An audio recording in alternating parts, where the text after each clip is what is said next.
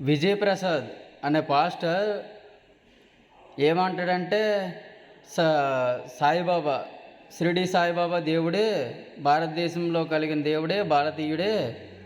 ఇప్పుడు హిందువులందరూ అతన్ని విగ్రహాలు తీసేస్తున్నారు, అతను మనవాడు కాదు అని అంటున్నారు. కాదా అని అడుగుతున్నారు. కాదు కాదు కాదు కాదు. భారతదేశంలో ఎంతోమంది భారతదేశం నుంచి ఇండైరెక్ట్గా ఎంతోమంది జ్ఞానాన్ని సంపాదించారు. మన భారతీయ జ్ఞాన పండితుల నుంచి ఇంకొకరి ద్వారా ఎక్కడో ఉన్న విదేశాల్లో ఉన్న వ్యక్తికి చేరి అలా జ్ఞానాన్ని సంపాదించిన వాళ్ళు చాలామంది ఉన్నారు.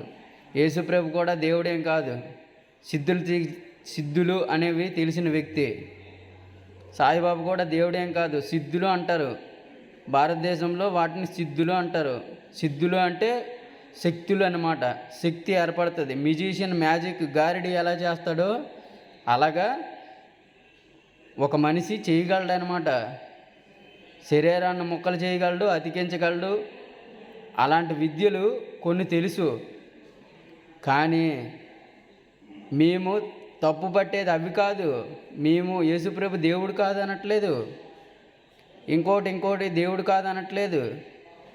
మా సనాతన ధర్మంలో, మా హిందుత్వంలో ఏముంటుందంటే నీలో కూడా దేవుడు ఉన్నాడు, నాలో కూడా దేవుడు ఉన్నాడు, ఒక వృక్షంలో దేవుడు ఉన్నాడు, ప్రతి జీవరాశిలో దేవుడు ఉన్నాడు, నువ్వు చూడగలగాలంతే అనేది హిందూ ధర్మం.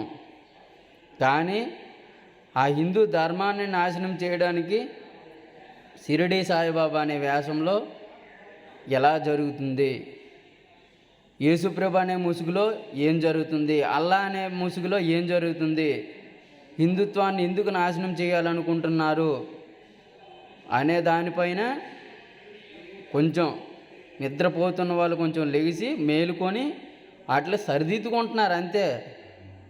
మాకేమీ ఎవరు శత్రువులేం కాదు, ఎవరు శత్రువులు అవే అంత కెపాసిటీ కూడా లేదు.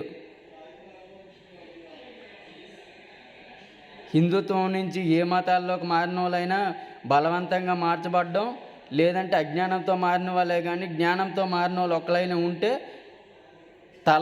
తలకాయ ఇచ్చేస్తాను ఎవరికైనా. నేనే కాదు, భారతదేశం మొత్తం తల ఉంచి అలాగుంటుంది. ఫస్ట్ చదవండి, తెలుసుకోండి.